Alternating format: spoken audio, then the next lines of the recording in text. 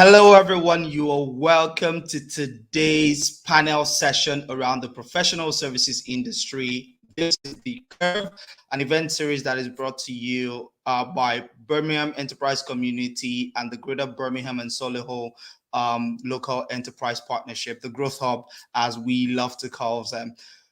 Fantastic to have everyone joining us from LinkedIn, from YouTube, from Facebook. Thank you all for tuning in, for all the professional service industry practitioners that have decided to tune in today. Thank you all for joining in. Remember, we're going to have a conversation. It's going to be built around the changes that have happened within the professional services industry over the last 24 months, because as we all know, the last 24 months have not been business as usual. It's going to be around what changes have happened. And those changes, you will be surprised, are not necessarily negative, because some firms, some sectors within the industry have had really good performances. But we're going to let our panelists talk about all of those. If you'd like to ask questions at any point, feel free to pop your questions into the comment section wherever it is that you're watching us from. My name is Davis. I am the community manager at Birmingham Enterprise Community, and it's a pleasure to be here with you today and to be hosting this panel conversation.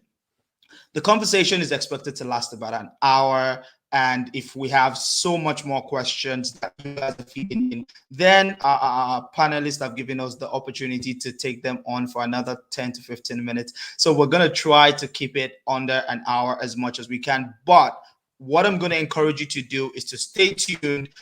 Please ensure that you're plugged in, because there are going to be a lot of insights shared by the amazing set of leaders within the industry that we have speaking to us today.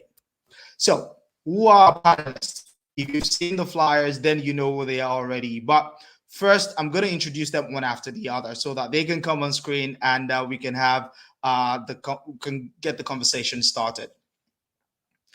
The first panelist I'm going to introduce is Hilary Smyth-Allen.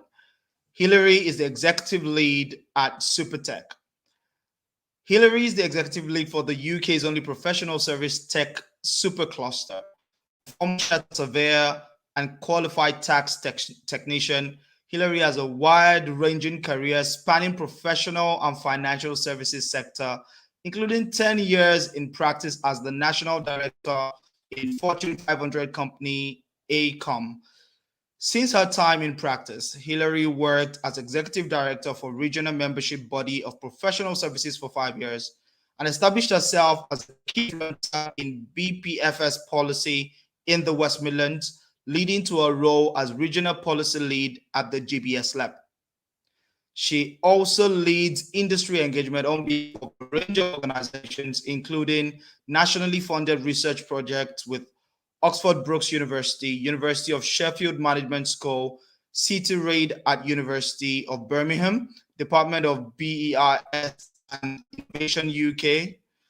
Innovation and disruptive technology is a core strand to the policy areas Hilary engages in, and Supertech combines these interests with the passion for championing Birmingham and wider West Midlands. Ladies and gentlemen, I present to you Hilary Smyth-Allen. Hilary, you're welcome today. Thank you. Thanks for having me. Awesome. I hope you can all hear me, because you're definitely breaking up a little bit. It's good to have you. Thank you. Next, I'm going to introduce our second panelist. And our second panelist is Inez Brown, the IOD West Midlands Regional Chair. Inez was appointed IOD West Midlands Regional Chair in July 2021.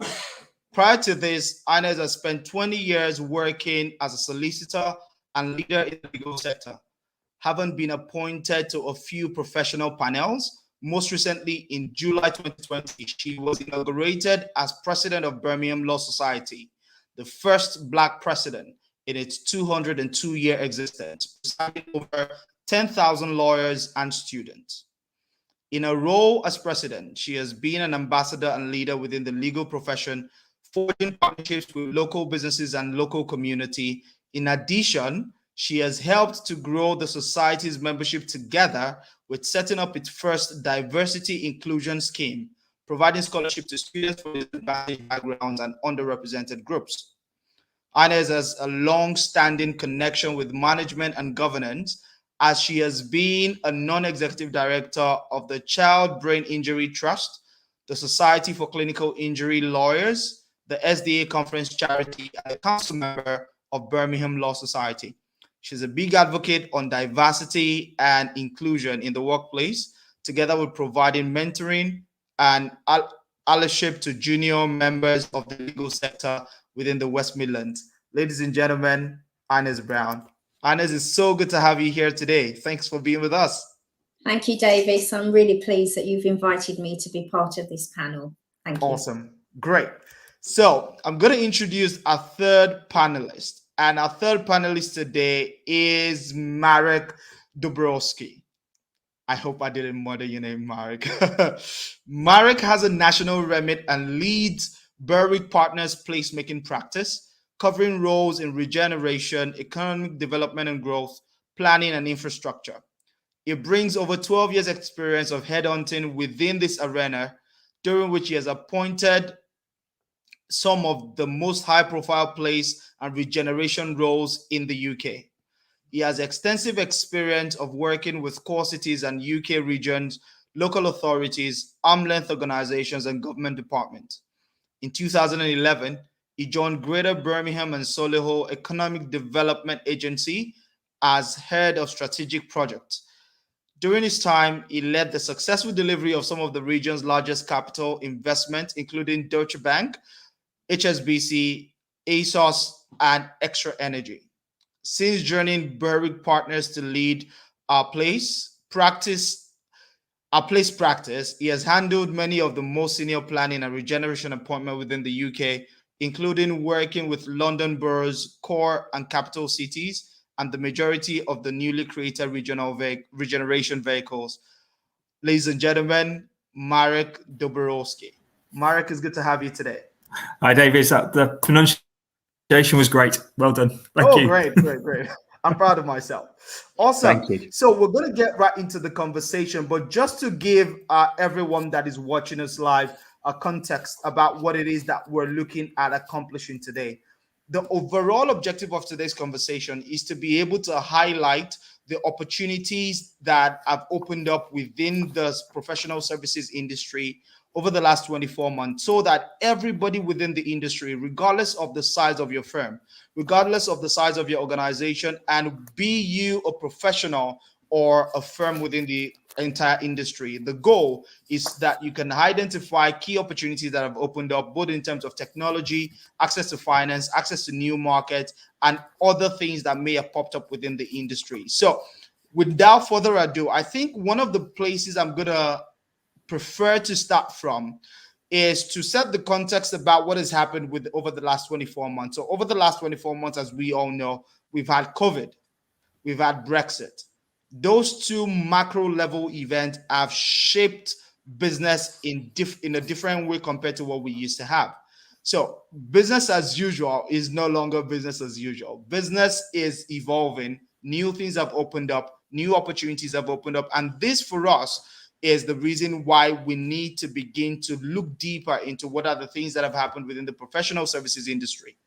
So for each of our panelists, I'd like you to begin. I mean, each of you are going to have 5 minutes thereabout to introduce yourself a bit more, talk about the work that your organization is doing within the professional services industry.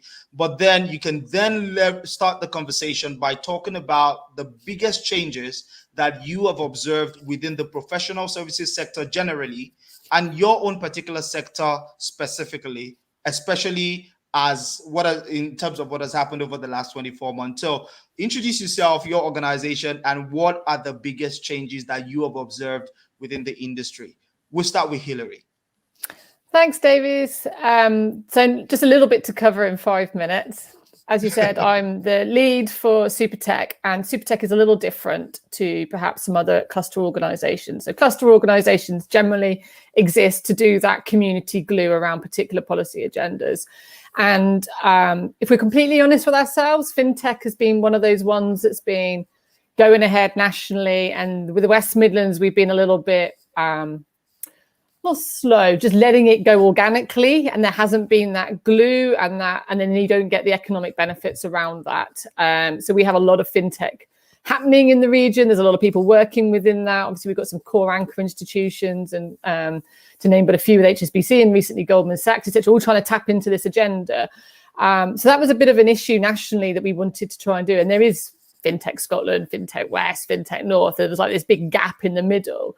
And it would have been very easy to put FinTech West Midlands into that. But actually, when you stand back from it, what we have is the largest BPFS sector outside of London. It's a globally relevant, critical size. It's full service.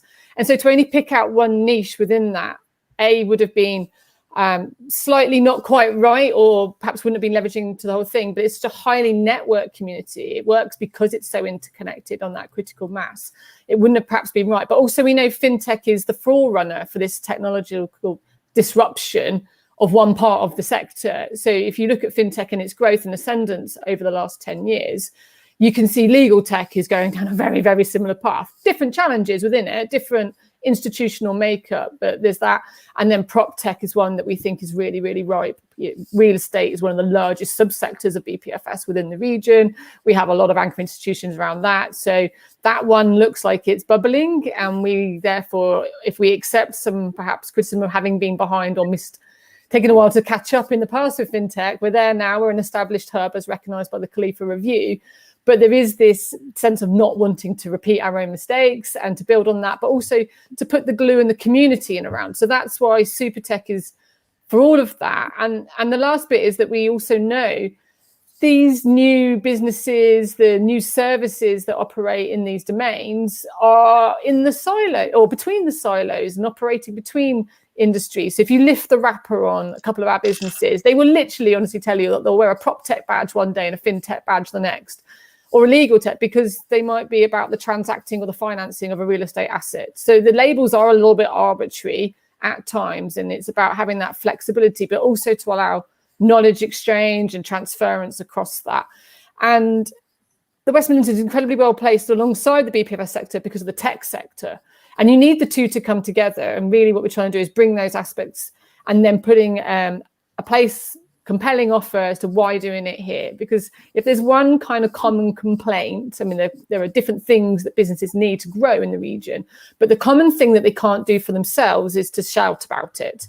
And we hear that a lot, Manchester or other regions are a bit stronger at that, but most businesses feel quite passionate that they're here and they know why they're here, because of the access to talent, because of the quality of life, because of the connectivity, because of the anchor institutions, because of yada, yada, yada. But they can't tell that story on their own. So Supertech is partly about the community glue and allowing that ecosystem to develop and to allow an economic growth. But it's also to take that story elsewhere, because then we can bring inward investment, etc. So Supertech works very closely with the growth company in this regard. There's incredibly exciting opportunities linked to the Commonwealth Games. And if I think then about your second half of your question, which is about the COVID, Brexit, past 24 months, it's weird, isn't it? Because on the one hand, so much has actually been accelerated by this, and the key things that we think about in that regard, or what we're hearing, is access to talent is really still absolutely critical. So the more we can do about access to talent, and Brexit will have some impact around visas, but in the tech space perhaps not so much, because of the activity that government is taking around sponsored visas, technology, those higher desirable skills. And maybe Marek and people with more connectivity into the recruitment space could speak to that. But talent is ever important. Talent linked to place is a very weird place right now. Nobody quite knows what that means, because you can be based. What does it mean to even be based anywhere anymore? But life and quality of life kind of comes into that. At some point, your people are placed somewhere. At some point, they do get together. And that's probably linked to the last bit, which is around that innovation, is probably where place does feel like it's been more challenging. Some stuff's been very accelerated because of the forced tech adoption, but on the other hand, there's not that serendipity of moments of exchange of ideas, of non-transactional networking, not actually just milling around and bumping into people on those chance conversations, and it's just different when it's physical. So they would be my major reflections for the moment. Fantastic. Thank you so much for that overview, Hilary. And I think that the work that you do at SuperTech is super duper important because, like you rightly said, we need a champion to be able to shout about the work that is being done across all those tech clusters within the professional services industry and just generally the West Midlands as a region altogether. So thank you very much. Thank you very much for that. So Inez, I'll go over to you to share more about the work that you guys do and what has been your experience from the different hats that you wear over the last 24 months. Okay, thank you very much. I'm going to start with my lawyer hat, the Law Society hat. So obviously I was president of Birmingham Law Society. They refer to me as the lockdown president because I took up my term on the 28th of July last year. And it was a very difficult time for the profession. And I think had it not been for furlough, the bounce back loan, a number of law firms and businesses would have suffered. And many of the law firms took advantage of furlough. There were some redundancies and some businesses did close. What we needed to make sure that we kept the legal profession engaged. And we did that by setting up a COVID page on our website so that they could access it. They could see all the changes that the government was making in relation to lockdown, in relation to financial assistance. So that's what we did for the sector. Interestingly, because we were all working remotely, firms have been very, very reluctant. Lawyers, we like to know what our staff are doing. And we've not really embraced flexible working prior to the pandemic. But what we realized was that productivity actually increased for most of the firms, which meant that profit increased as well for a lot of firms. And it meant also that for the staff, well-being, mental health and well-being was key. And we had to keep in touch with our staff, make sure that they were connected, and in particular, focus on the junior fee earners, the paralegals, the trainees, those who wanted to do work experience. We had to make sure that we set up virtual internships in a number of firms and also virtual trainee placements so that we could still access talent within the West Midlands. And what was interesting as a result, and I know we're going to move on to technology shortly, but as a result of virtual platforms, we were able to access students from Hong Kong, from Dubai, places in the world where we would never get students accessing the legal profession. We ran 65 events for our lawyers. That was by way of webinars, conferences, for all of the sectors. And we had fun. We tried to have fun. Sadly, there have been some casualties where firms have closed. There's been lots of mergers as well within the legal sector, but we're moving forwards now where we're trying to make sure that we help firms to recover and to build and to increase talent.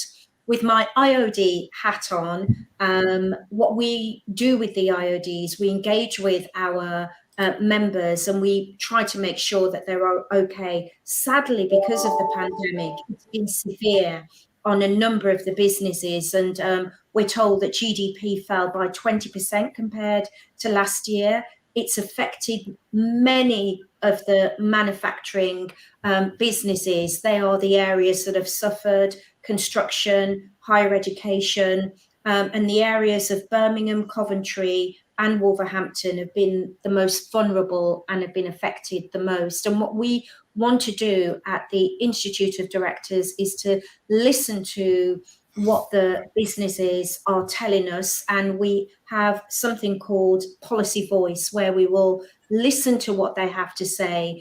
I'm pleased to report actually that it was the IOD who met with the government and also encouraged the government to introduce the bounce back loan. And as a result of our recommendations, that was rolled out to many firms. We're very concerned about the 3 million excluded self-employed who still have not received any support whatsoever.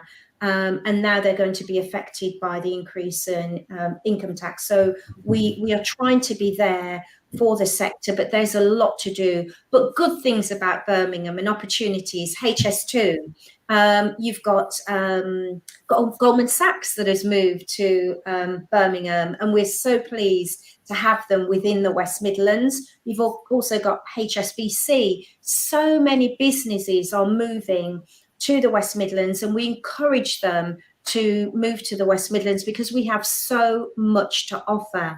And Hilary touched on talent and placement earlier. And I think that as a result of the pandemic, and now that we've got hybrid working, flexible working, more and more students or young people will be able to be based in the West Midlands, but have jobs, secure jobs anywhere around the UK and can still be productive. So I know we'll go into more detail into what's happening on the business front. Absolutely. But that's my introduction. Thank you so much, Inez. That was such a very well-rounded introduction, and thank you for all the insights that you shared in there.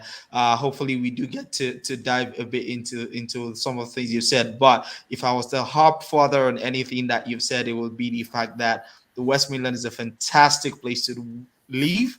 It is a fantastic place to do business. The big organizations are seeing it, and they're coming here. And every small business or large organization or medium-sized organization that is currently within this region has a very, very good future ahead. Marek, I'll go to you now. So talk to us about what you do, your work, your sector, and what you've seen and observed over the last 24 months. Thanks, Davies. And similar to kind of Hilary and Inez, I'm going to probably wear a couple of different hats if that's okay. So look, we're part of a global search firm, one of the top 5 global headhunting firms in the world. Across 24 countries, we've got roughly about 450 staff based here in the UK. And as a professional services firm, look, the last 24 months has been probably one of the most challenging periods that we've ever gone through. So we are responsible for identifying, bringing talent into organisations. As you can probably imagine, when the pandemic hit, certain parts of our business were very, very quiet. Wasn't a particularly good time to be working in retail. Other parts of the business were really busy. You didn't want to be going into the pandemic if you didn't have an IT director. So we saw this kind of real mismatch actually in terms of where we needed to deploy capital and resource and expertise. The bit of the world that I look after is very, very niche. So as you mentioned, it's very much around placemaking, regeneration, economic development.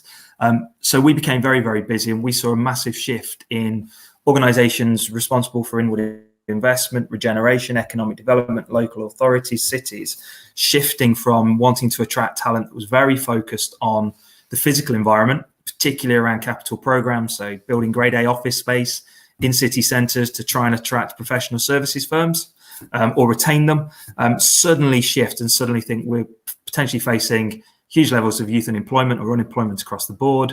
We need to look at skills, at education and training. So something akin to kind of the 80s really in a really condensed period of time. So we spend a lot of time working with our clients to look at their organizational capacity and structures around how you shift from a model that's based on physical regeneration to a lot that's focused on proper economic development.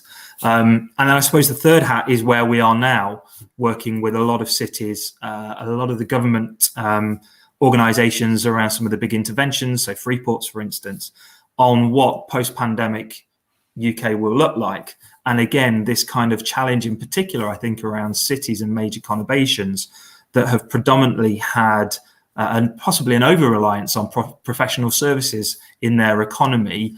And what this means, there's still a lot of water under the bridge, I think, to go in terms of where we are as a country, what's happening globally around the pandemic. So how cities plan to build back better, we've all heard it, levelling up, is still quite fascinating. And again, the role of professional services, so powerful in the UK economy and so powerful in cities, where they're going to sit, how in particular now I think cities both build, attract new talent in professional services, but actually retain the existing kind of economic players that they've got in those cities as well. But happy to take any questions on that.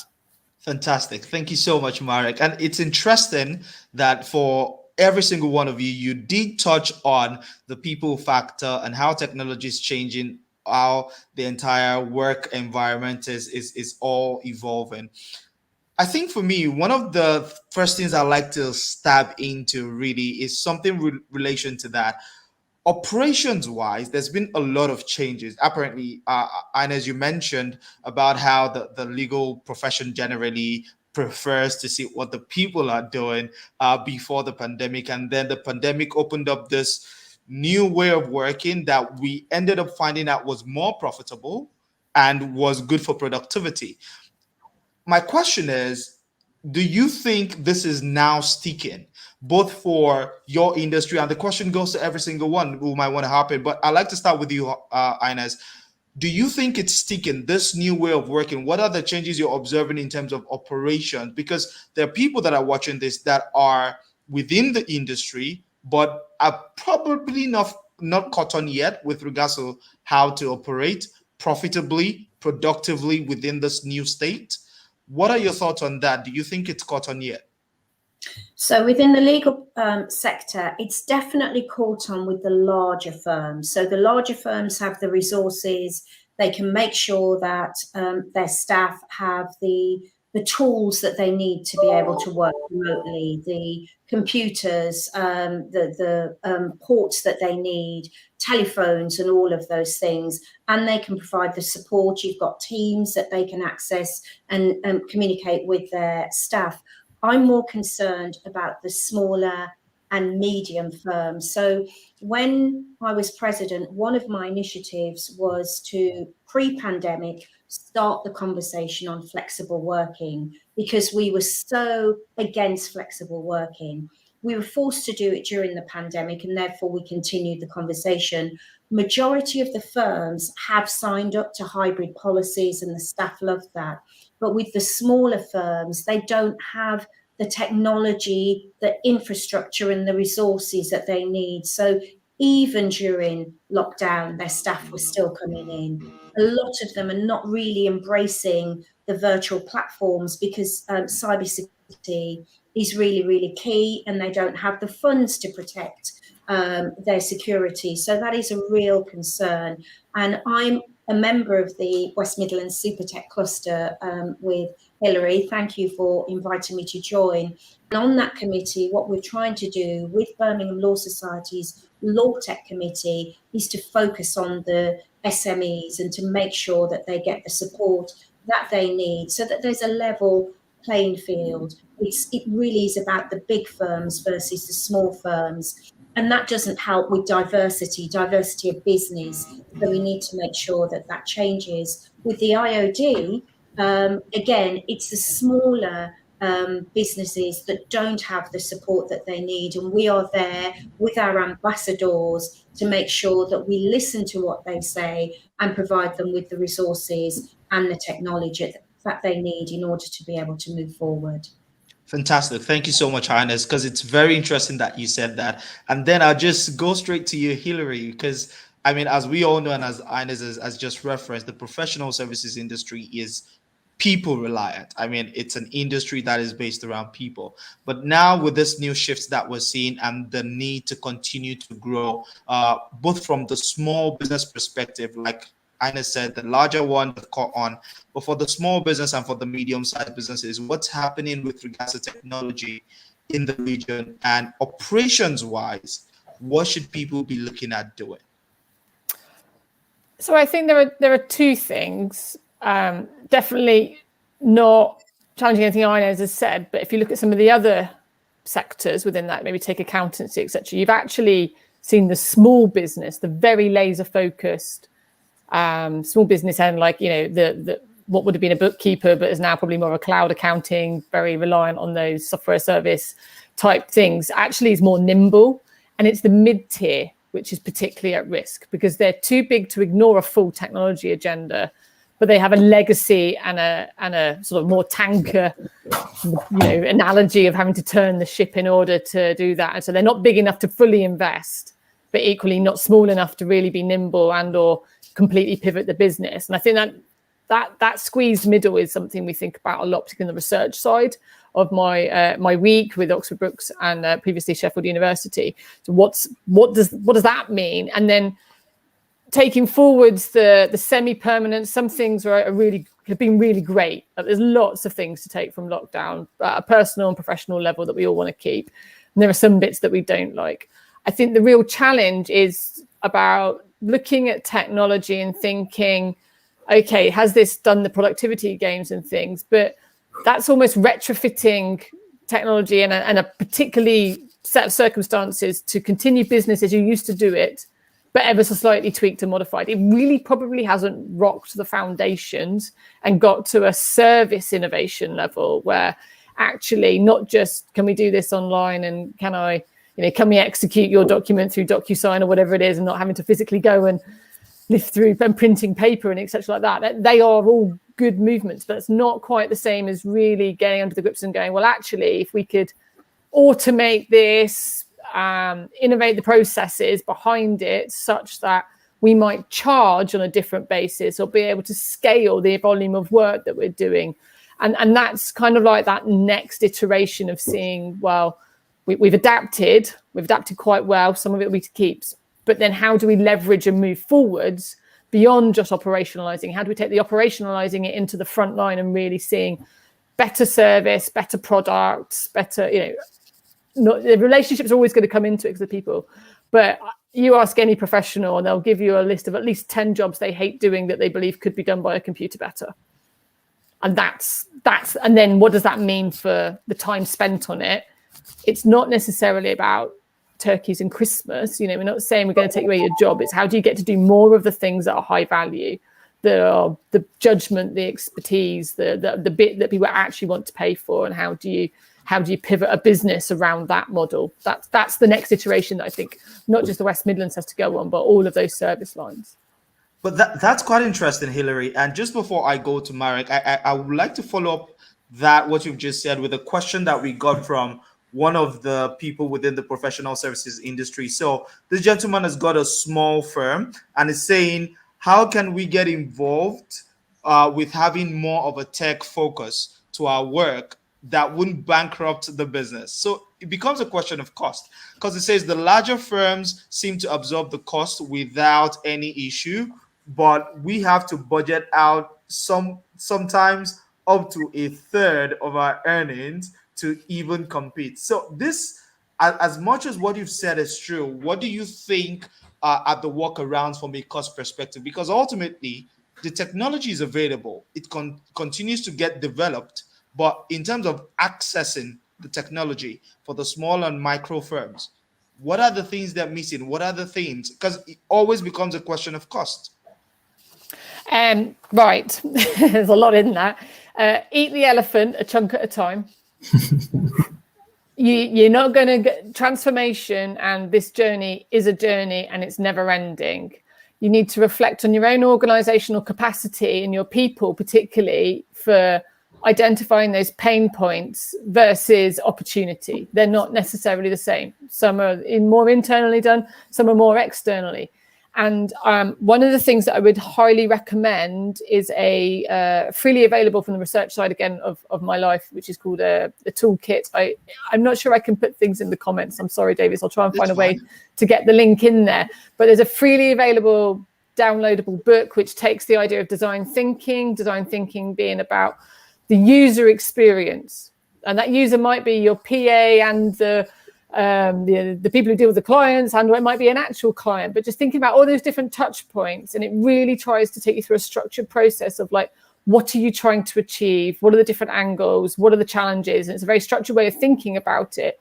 That's still an investment in its own right, but it's your own time. It's a training. It's a bringing together an innovation journey.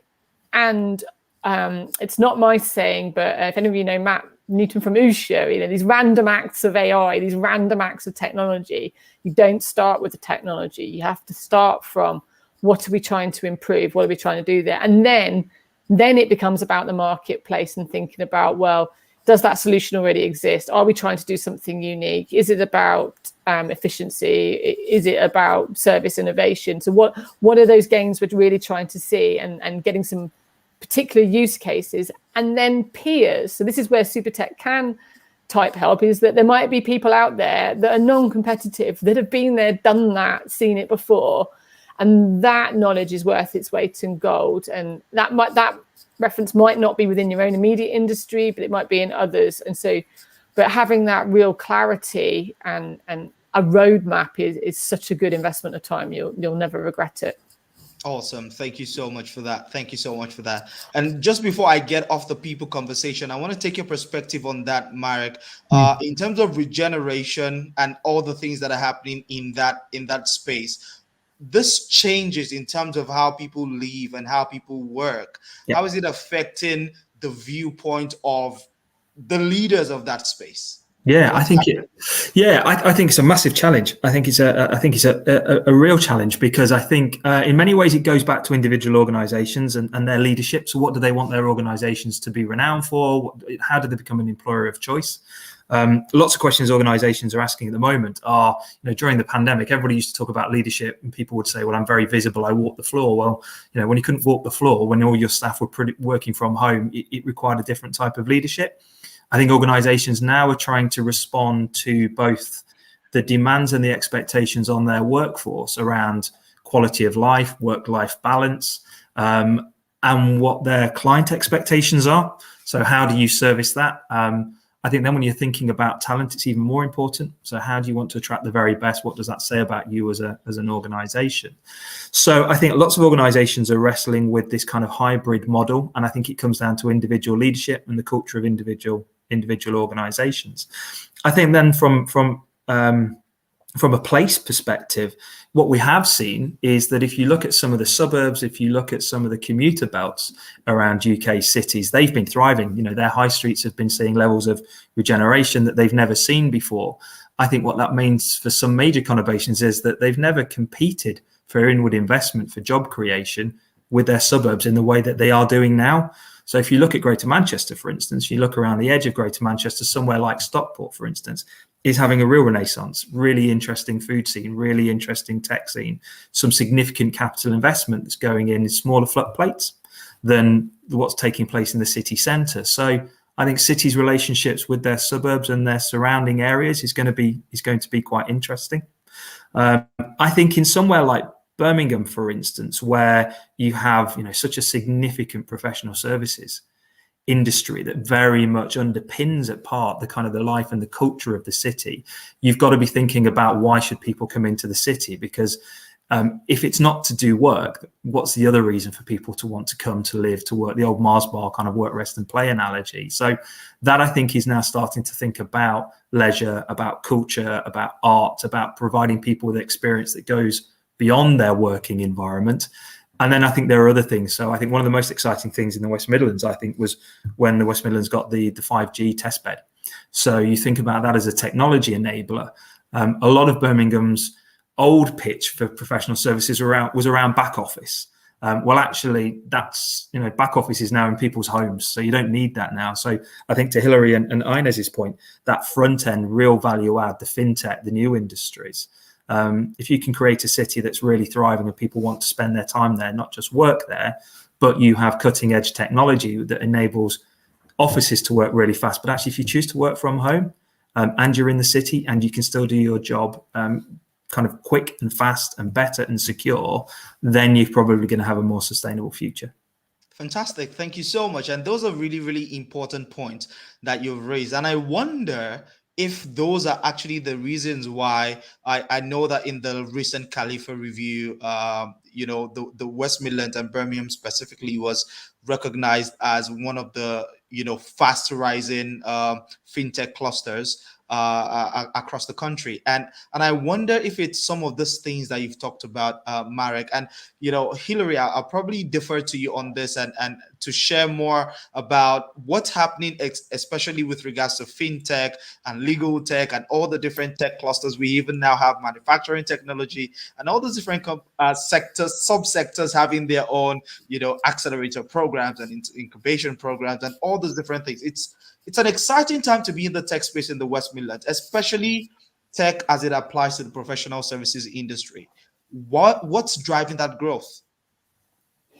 New business models, whether there is firm opportunity there.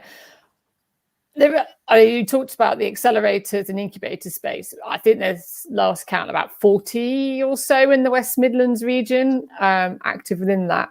So you kind of stand on this and go, well, what's the need? And most of those have different variations or particular points of contact that they're trying to influence. We don't have anything that is very specifically a fintech thing, because you can get that nationally, So whenever these things, it's about, well, how do we connect in? How do we contribute to a UK PLC picture?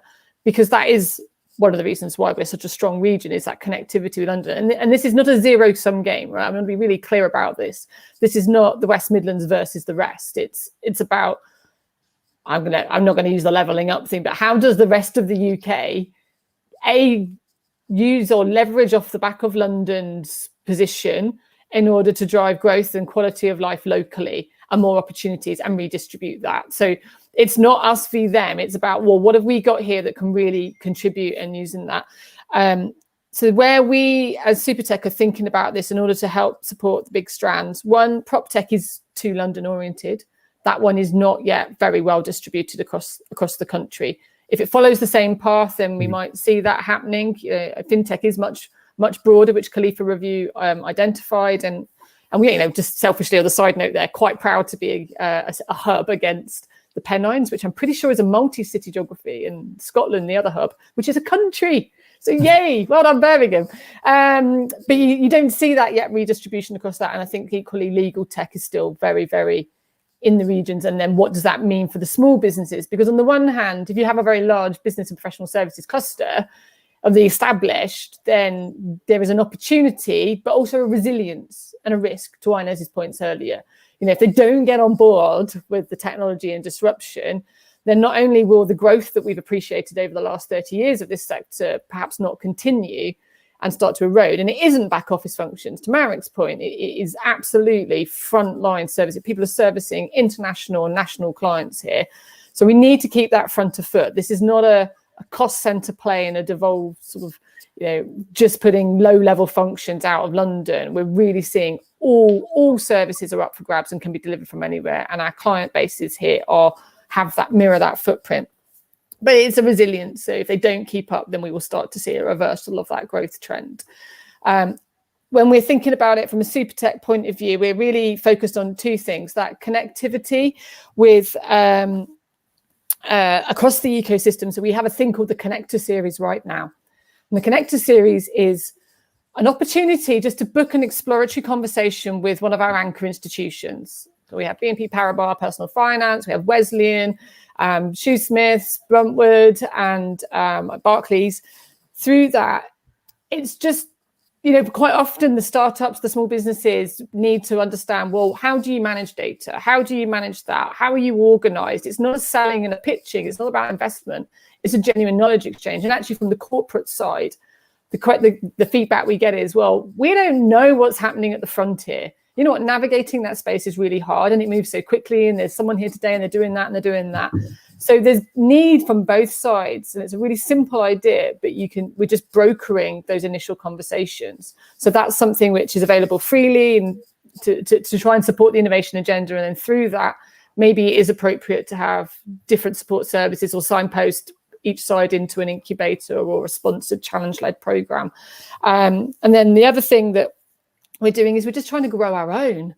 There are so many people out there with good ideas to disrupt this space, be that they're an employee in an existing firm that got that itch to scratch and or is being made redundant, or is just a founder coming in from another side, which more technical, but thinks it could work in a property space or a financial services space.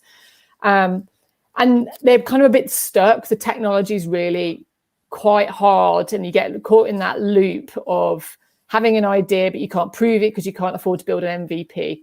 And typically we see the founders needing both sides, the domain expertise and tech, and the two coming together.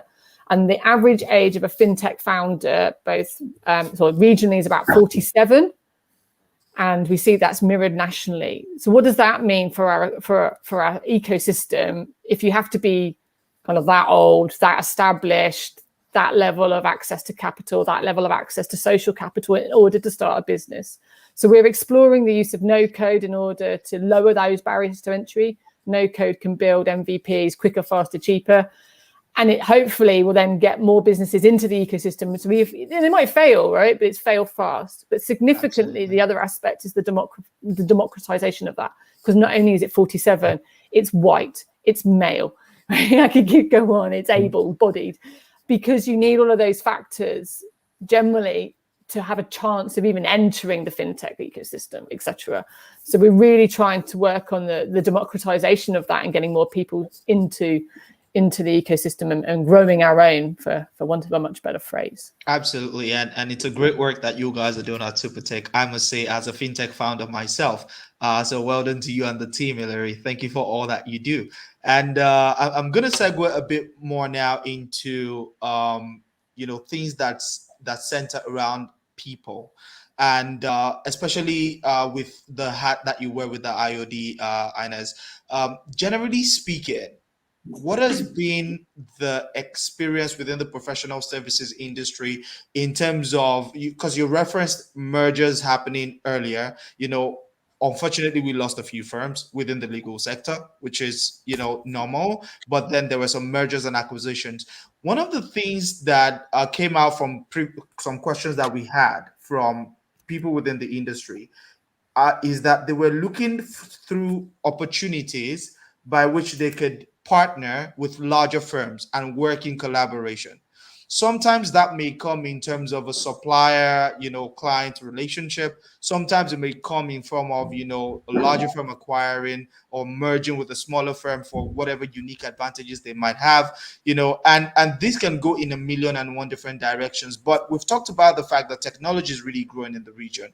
We've got legal tech businesses coming up, and then we've got the traditional businesses that cannot iterate or grow their technology angle as fast.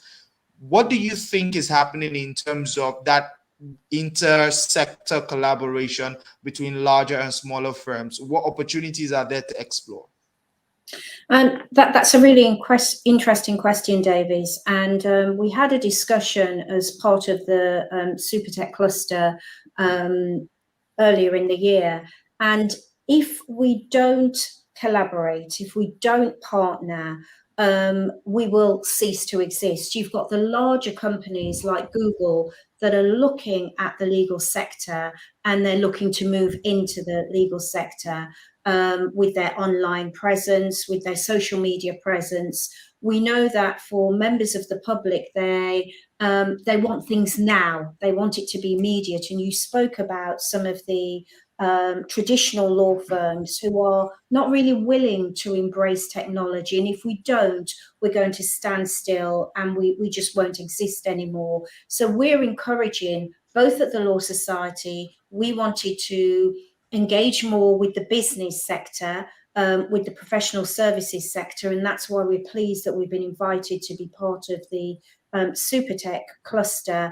But it is about collaboration. It is about talent.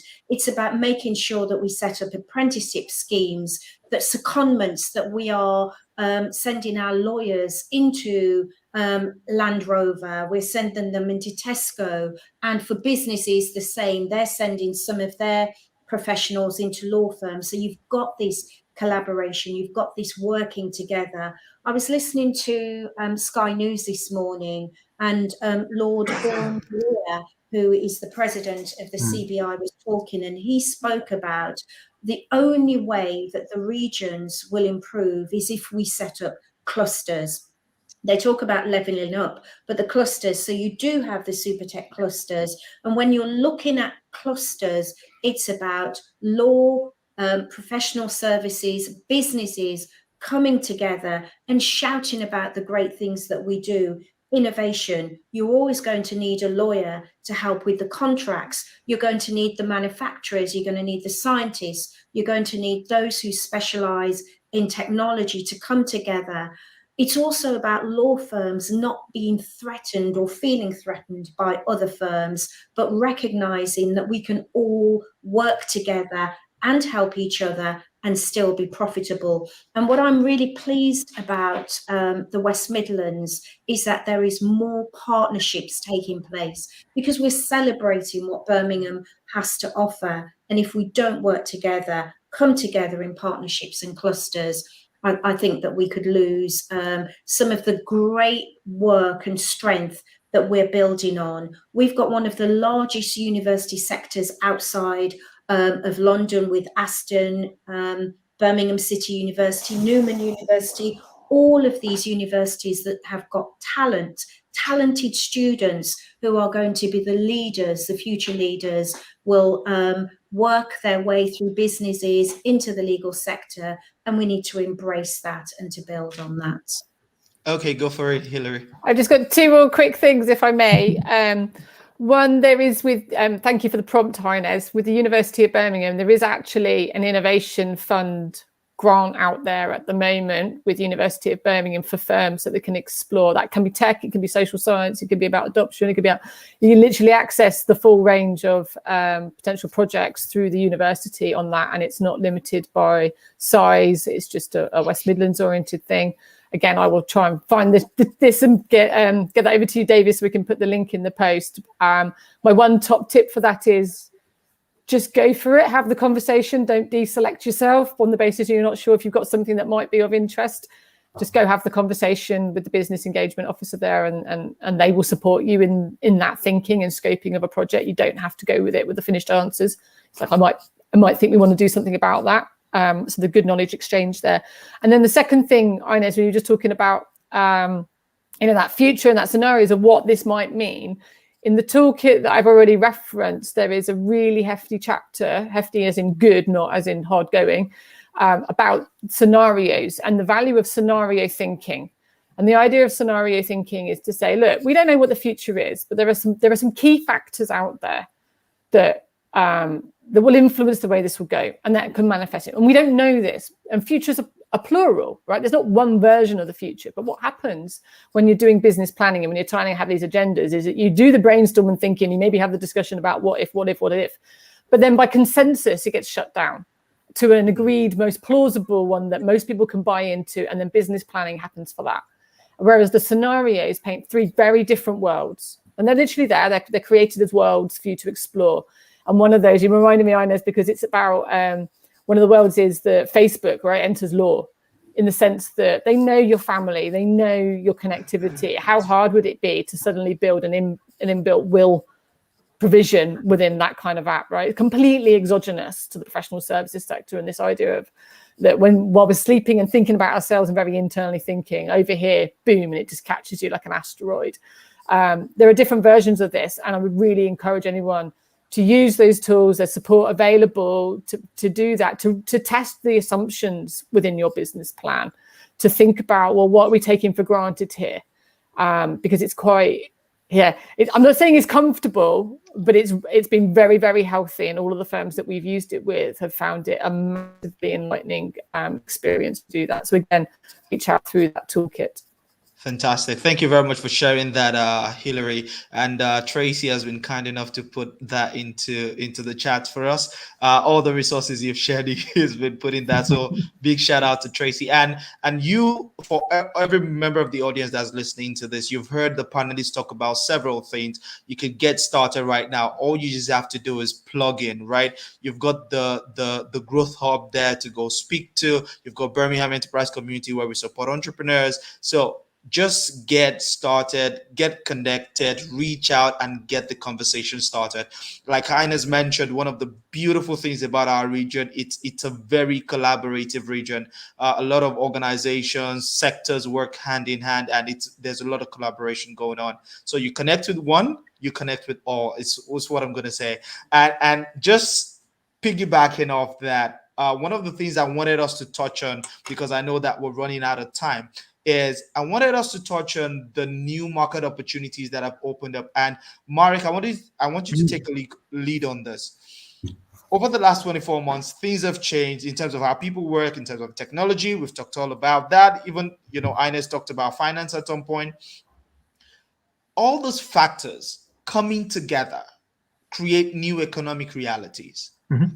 Now, both within the local environment of the West Midlands and generally, across the country, across Europe, across the world, what are the new market opportunities that the changes of the last 24 months have opened up locally and internationally for people within the professional services sector? Yeah, so I'll focus on the locally really, because I think for cities like Birmingham and regions like the West Midlands, I think that's the greatest opportunity, because I think if anything, so the Americans use this phrase, don't they? And during the pandemic, they talked about shelter in place, and I thought that was quite interesting. The place in which you needed to shelter during the pandemic was really important to you. So what was around you, but also I think the cities that will be successful in the future will be those that have a more inclusive approach to their growth. They think about sustainability. So, every city in the world can chase a Goldman Sachs, and it's brilliant. It attracts, hundreds of headline jobs to the city. But actually, if every SME in the West Midlands took one person on, it would blow those numbers out of the water. So I think an inclusive city of the future is looking at those opportunities to start to intertrade.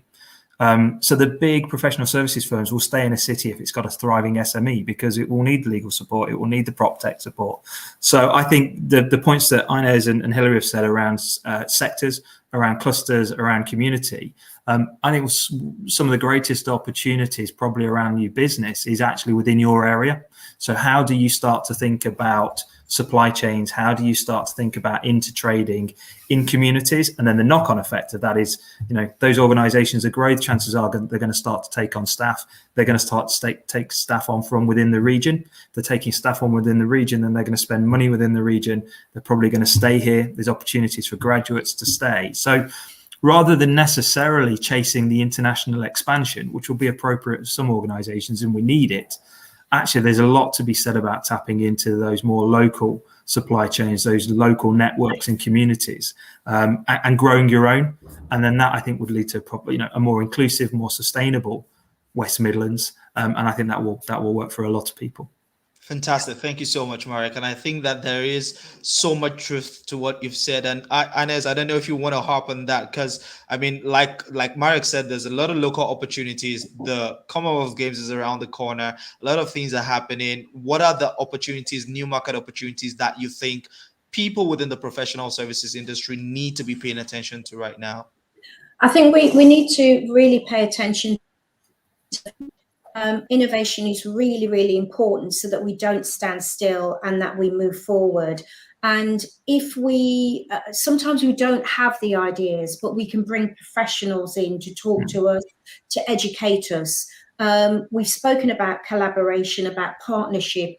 That's where you learn so much. Just sitting on this platform, listening to Marek, Hilary, and yourself, I'm learning so much. Those are opportunities that we need to embrace and take forward. We need to invest in our people. If we don't invest in our people, again, we're going to lose our people from the West Midlands, and they're going to go to other cities. We don't want to lose them. We want to retain the talent, so we need to invest in them. I think that there are really good opportunities with the apprenticeship levy, and I've mentioned that before. We need to embrace and take on apprentices, offer work experience. There are so many talented people out there who want to access employment, but they need work experience. And I think that firms need to be, and businesses, far more inclusive of people within our community who are talented, who really do want to work, and we can give them the opportunities. I think we also need to listen to the people within our different sectors, because we can learn so much from listening, and then together we can bring about changes in our different sectors. Awesome. Thank you so much, Inez. Hilary, yes, I'm just going to have a selfish final plug. If anybody actually wants to meet anybody in person, there is our first opportunity to get together at the SuperTech dinner as part of Birmingham Tech Week. It's less than 10 tickets available, but maybe if I could just beg Tracy to put the link, if you're out there listening still, Tracy, put the link in the chat, because I can't seem to do it. But we're all just really, really excited to actually meet each other after 18 months. And we have got Chris Sear coming, who's the FinTech envoy for England. which is a treasury position. So again, it's about that national connectivity. It's about working with the partners. So there's a mixture of stakeholders. We have, really strong relationships with London. Like we've got an MOU with the City of London, who then sell our region as they go on their trips with the mayor, etc. We've had some good things. So come and join in, please. Awesome. Nice to meet everyone, not just talk to a screen. Because actually, this is it, guys. This is it for everyone that is watching this. If you've learned something from this panel, you've heard about the opportunities, you've heard about the things that are happening in the region. What you need to be thinking about right now is, how do I get started? And one of the ways by which you could get started is actually attending this event, leveraging these resources that our amazing panelists have shared today. So, we're wrapping up right now, so I'm just going to give every one of you a minute or two to share any final thoughts that you think is very important. So right now, you're addressing the professional services industry, people across different sectors that are watching this. What do you think would be your final charge to them as we close this panel? Let's start with Marek. Hi, Marek, are you still there? Okay, we'll start with Inez then. Okay, I'll finish with the Commonwealth Games is coming to the West Midlands, and we are really, really looking forward to it. It's an exciting opportunity for professional services. I would suggest go onto the Commonwealth Games Federation website. They're looking for volunteers. They want to work with the professional services, and it can generate a lot of income for the region and employment. So let's get on board and promote and celebrate our wonderful region. Awesome. Thank you very much, Inez. That was so good. Hilary. Yeah, slightly linked to that, because the Commonwealth Games, because the business and tourism programme is such an important part of this. This is the opportunity to showcase the region, showcase your firm, make connections on an international stage. Got to be in it to win it. So if we don't know you, please reach out. We just want to hear stories, and then through learning and getting to know you, we'll be able to support and signpost and make some connections that hopefully advances everybody. Just pick up the phone. Awesome. Pick up the phone and get out and go to those events. Marek, I was just saying, if you'd like to share final words, a minute or two to people across the West Midlands in the professional services industry watching this. Yeah, no, look, thank you for that opportunity. I think if probably a final point, I think if the last 18 months, 24 months has taught us anything, it's about adaptability. What I will say is, in a world where everybody is looking for talent, I think the more that organisations, particularly in professional services, challenge some of the kind of the stereotypes and the expectations that they have when they're looking to recruit, I think we've been pretty adaptable as a nation. I think industry's been pretty adaptable. So I think, again, tied to that social inclusivity, just start to think about some of the transferable skills that people might have, rather than just looking for people in very defined technical areas. Thank you very much, Marek, and thank you to all of our amazing panelists. Thank you, Hilary. Thank you, Inez. Thank you, Marek, for making the time out today. Thanks for sharing, your wealth of knowledge and experience with everyone that has tuned in today. And thank you very much for the leadership that you provide in the region. Thanks to leaders like you, we have a very collaborative environment that is inclusive, that is growing, that is constantly becoming better for every single partaker of the professional services industry, the entire business environment and ecosystem in the West Midlands. And we're just so happy to have great leaders like you within the community. Now, to everyone who's watched this today, if you're wondering how to get started, there's so many resources that has been shared in the chat. Hilary and our team and Tracy has shared a few of those in the comments. So take a look at them. You have, scrolling down your screen right now, the Growth Hub. You can see the website of the Growth Hub on there. Go to the Growth Hub, ask questions. The job of the Growth Hub is to point you to different directions of where you can get support and resources. And if you come to us at Birmingham Enterprise Community, our job is to create a healthy, thriving community for entrepreneurs, providing resources, training, incubation, acceleration, signposting, soft landing services. So generally, just come into us, ask your questions. We will point you in the right directions and provide you the right resources. Thank you to everyone that has tuned in over YouTube, LinkedIn, and Facebook. And thank you to our amazing panelists once again. Thanks to Birmingham Enterprise Community and our partners at the Growth Hub. Thank you very much, everyone. And thanks for coming in today. And Davis, can we thank you for your brilliant sharing as well? Yeah, thank you very much for having us. Thank you. Thank you all. Have a good one, everyone. Thanks. Have a great day. Enjoy the rest of your day. Okay, thank you.